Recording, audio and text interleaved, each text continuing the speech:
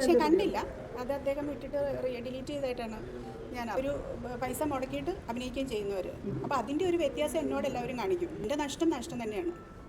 അത് ഞാൻ എവിടെ ഒന്നും പറയും. അല്ലെങ്കിൽ നഷ്ടമല്ല എന്നുണ്ടെങ്കിൽ അവർ തെളിവ് സഹിതം കാണിക്കട്ടെ നഷ്ടമല്ല എന്ന്. ബെസ്റ്റ് ഫെസിലിറ്റി കൊടുത്ത ഒരു ചിത്രമായിരുന്നു ആ ചിത്രം.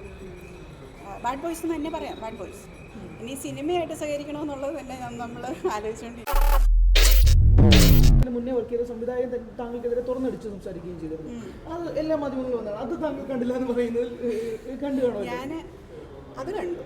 അത് പക്ഷേ കണ്ടില്ല. അത് അദ്ദേഹം ഇട്ടിട്ട് ഡിലീറ്റ് ചെയ്തായിട്ടാണ് ഞാൻ അറിഞ്ഞത്. പക്ഷേ അത് വേറെ പിന്നീട് അത് മാധ്യമങ്ങളൊക്കെ അതെടുത്ത് ന്യൂസാക്കിയായിരുന്നു. അതിനെപ്പറ്റിയും ഞാൻ എന്ത് പറയാനാണ്? അത് അദ്ദേഹത്തോട് തന്നെ ചോദിക്കുന്നതായിരിക്കും നല്ലത്. അതിനെപ്പറ്റിയും പ്രത്യേകിച്ചൊന്നും കമൻറ്റ് ചെയ്യാനില്ല. ഇല്ല, എന്താണ് കമൻറ്റ് ചെയ്യേണ്ടത്? ഞാൻ അദ്ദേഹത്തെ ഇപ്പോൾ ഇവിടെ നിന്നിട്ട് ടാർണിഷ് ചെയ്യണോ? ഇല്ല, ഈ സിനിമയുടെ പ്രൊമോഷനുമായി ബന്ധപ്പെട്ട് ആ സിനിമ കാരണമുണ്ടായ നഷ്ടങ്ങളെക്കുറിച്ച് ഷീല ഇബ്രാഹിം തുറന്ന് പറഞ്ഞിരുന്നു. അപ്പോൾ അതുമായി ബന്ധപ്പെട്ടാണ് അദ്ദേഹം പ്രതികരിച്ചത്. അപ്പോൾ അല്ല, ഞാനൊരു കാര്യം ചോദിച്ചോട്ടെ. ഞാനേ ഒരു പ്രൊഡ്യൂസറാണ്, നടി മാത്രമല്ല. അപ്പോൾ എന്നെപ്പോലുള്ളവർ ഇൻഡസ്ട്രിയിൽ നിങ്ങൾക്ക് വിരള എണ്ണാനുള്ളവരെ കിട്ടുള്ളൂ. ഒരു പൈസ മുടക്കിയിട്ട് അഭിനയിക്കുകയും ചെയ്യുന്നവർ. അപ്പോൾ അതിൻ്റെ ഒരു വ്യത്യാസം എന്നോട് എല്ലാവരും കാണിക്കും. അത് നെഗറ്റീവായിട്ടായിരിക്കും കൂടുതൽ കാണിക്കുന്നത്. അപ്പോൾ അതിന് പറയുന്നതിനൊന്നും എനിക്കൊരു പ്രശ്നമില്ല. അവർ പറഞ്ഞോട്ടെ. എൻ്റെ നഷ്ടം തന്നെയാണ്. അത് ഞാൻ എവിടെ ഒന്നും പറയും. അല്ലെങ്കിൽ നഷ്ടമല്ല എന്നുണ്ടെങ്കിൽ അവർ തെളിവ് സഹിതം കാണിക്കട്ടെ നഷ്ടമല്ല എന്ന്. നഷ്ടമെന്ന് പറയുന്നതിൽ എന്താ തെറ്റുള്ളത്? അവർക്ക് പറയാൻ പറ്റുമോ നഷ്ടമല്ല എന്ന്?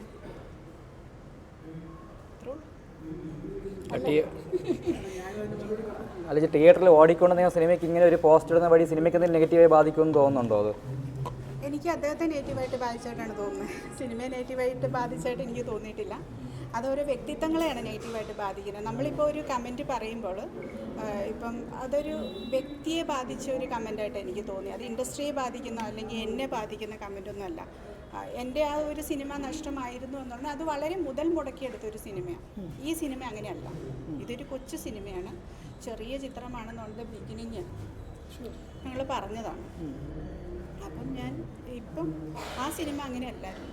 ഇത് വളരെ മുതൽ മുടക്കി എടുത്തൊരു ചിത്രം തന്നെയാണ്. അപ്പോൾ അതിനെ പറ്റിയിട്ട് ഒരു ഇൻ്റർവ്യൂവിൽ ഇരുന്നിട്ട് എന്നോട് ഓഫ് കോഴ്സ് ഇപ്പോൾ നിങ്ങൾ ചോദിക്കുന്ന പോലെ ഇപ്പോൾ എന്നെ ഇവിടെ പിടിച്ചു നിർത്തി ചോദിക്കുന്ന പോലെ എന്നോട് ചോദിക്കുമ്പോൾ എനിക്ക് അതിനെപ്പറ്റി കള്ളം പറയേണ്ട ആവശ്യമില്ല. സിനിമ നഷ്ടം തന്നെയായിരുന്നു എന്ന് പറയുന്നതിൽ തെറ്റുണ്ടോ? അല്ല, അപ്പോൾ പറഞ്ഞ പോസ്റ്റിനോട് കൃത്യമായൊരു മറുപടി ആയിട്ടില്ല. അത് സിനിമ നഷ്ടമാണ്. ഞാൻ ആ പോസ്റ്റിനോട് മറുപടി പറയണമെന്നാണോ നിങ്ങൾ ഉദ്ദേശിച്ചത്? ഇല്ല, അതിനോട് മറുപടി പറയാറായിട്ടില്ല. ഇപ്പം എൻ്റെ ഈ സിനിമ ഓടിക്കൊണ്ടിരിക്കുമല്ലേ.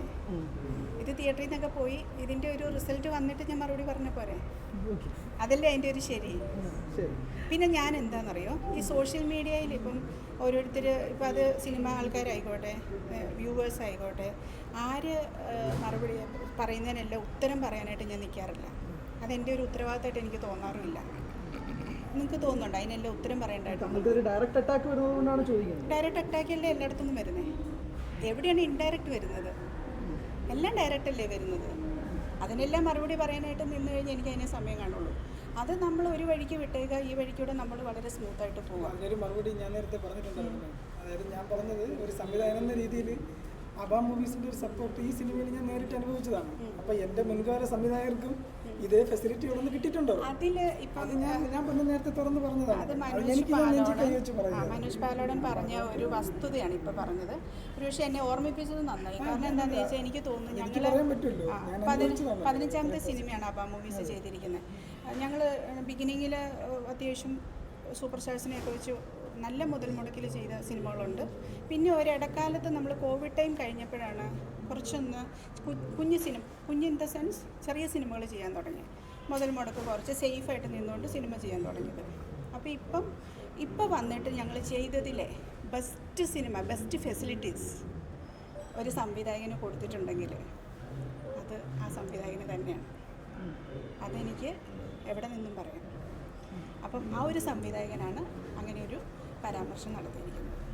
ദ ബെസ്റ്റ് ഫെസിലിറ്റി വേറെ ഒരു സംവിധായകർക്കും കിട്ടാത്ത ബെസ്റ്റ് ഫെസിലിറ്റി, വളരെ നല്ല മുതൽ മുടക്കിൽ ചോദിച്ച ഒന്നിനും നോ പറഞ്ഞിട്ടില്ല. ഞങ്ങൾ സെറ്റിൽ എല്ലാം ഏസായിരുന്നു. പക്ഷേ മനോജിനറിയാം, മനോജിനോടൊക്കെ ഒരുപാട് നോ പറഞ്ഞിട്ടുണ്ട്. പോസിറ്റീവായിട്ടുണ്ട്. അത് ഞാനിപ്പോൾ ഈ നിമിഷം ഇന്നിപ്പോൾ 8ാമത്തെ ദിവസം ഇവിടെ നിൽക്കുമ്പോൾ ഇന്നും മേഡം ഇവിടെ നിന്ന് വരാനും അതിന് കിട്ടുന്ന ഒരു സപ്പോർട്ട് വളരെ വലുതാണ്. അത് നമുക്കിവിടെ തുറന്നു പറയാവുന്ന കാര്യം തന്നെയാണ്. അപ്പോൾ അത്രയും ബെസ്റ്റ് ഫെസിലിറ്റി കൊടുത്ത ഒരു ചിത്രമായിരുന്നു ആ ചിത്രം. ബാഡ് ബോയ്സ് എന്ന് തന്നെ പറയാം. ബാഡ് ബോയ്സ് അത്രയും ഫെസിലിറ്റി ഞങ്ങൾ ഫുൾ ക്രൂ മെമ്പേഴ്സിനും ചിത്രം എടുക്കുന്നതിന് ഒന്നിലും പിശുക്ക് കാട്ടിയിട്ടില്ല. വളരെ എന്താ പറയുക, ഹാപ്പി ആയിട്ട് തന്നെ ഞങ്ങൾ നിന്ന ഒരു ചിത്രമാണ്. ഇനി ആ സംവിധായകമായി സഹകരിക്കും? എന്തോ ഇനി ആ സംവിധായകമായി സഹകരിക്കും? അങ്ങനെയൊക്കെ നമ്മൾ ഇപ്പോഴേ ചിന്തിക്കേണ്ട കാര്യമുണ്ടോ? ഇനി സിനിമയായിട്ട് സഹകരിക്കണമെന്നുള്ളത് തന്നെ നമ്മൾ ആലോചിച്ചുകൊണ്ടിരിക്കുകയാണ്. പിന്മാറുവാണോ പ്രൊഡക്ഷൻ? അങ്ങനെയല്ല ഇപ്പോൾ ഉടനെ ഒന്നും ഉണ്ടാവില്ല. ബ്രേക്ക് എടുക്കും തീർച്ചയായിട്ടും. പിന്നെ ഇൻഡസ്ട്രിയുടെ അവസ്ഥ ഇപ്പോൾ അതാണ്, നന്നായിട്ട് പോകുന്നില്ല. കുറച്ച് പ്രശ്നമാണ് സിനിമകൾ. അതുകൊണ്ട് പുതുതൊന്നും സൈൻ ചെയ്തിട്ടുള്ള ഇല്ല